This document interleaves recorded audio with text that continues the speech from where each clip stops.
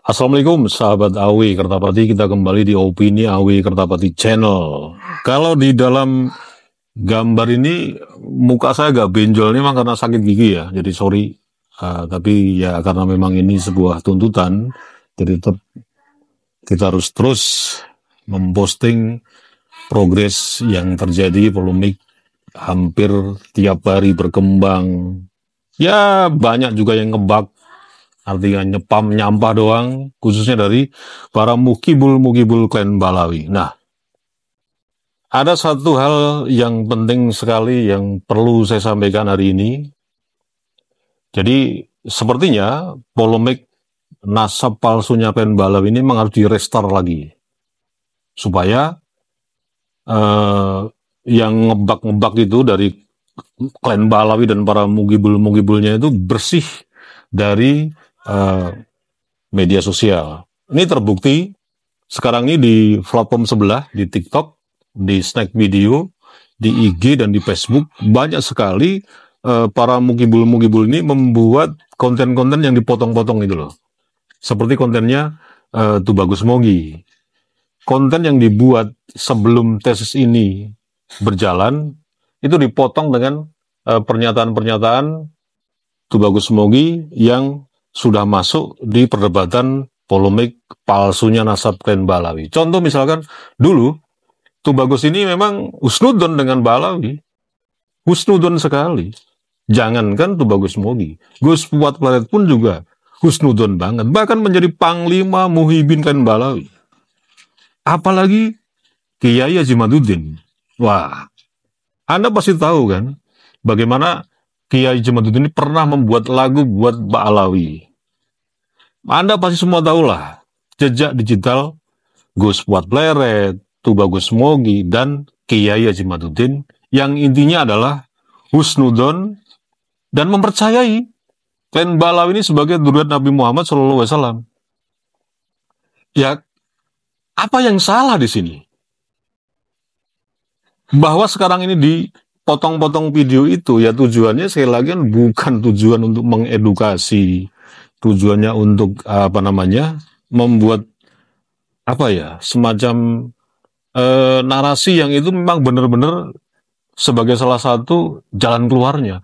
Tapi makin mempengaruh, makin sangat membuat keruh situasi. Makanya polemik palsu klan Balawi ini harus direstart dan dimulai dari nol lagi. Supaya kita tidak gagal paham, supaya framing dari mugibul klan Balawi tidak makin merajalela. Meskipun Anda juga pasti paham bagaimana kelakuan dari mugibul klan Balawi yang memang itu jongosnya Balawi dan disuruh terus berbuat sesuka hatimu lah. Yang penting kamu ngomong apa aja, sikat terus.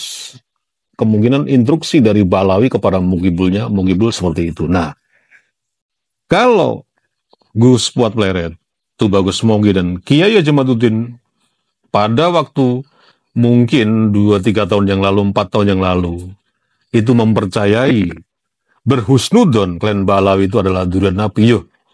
Yang salah di mana? Ketika sekarang tidak mempercayai lagi, itu kan persoalan lain. Dan bukan karena unsur kebencian, tapi setelah ada riset berkali-kali antara Tubagus Mogi, Kiai Sarip Rahmat, Gus Pake, dengan Kiai Haji Madudin, berdasarkan data-data yang dikumpulin itu, kemudian diriset, diteliti.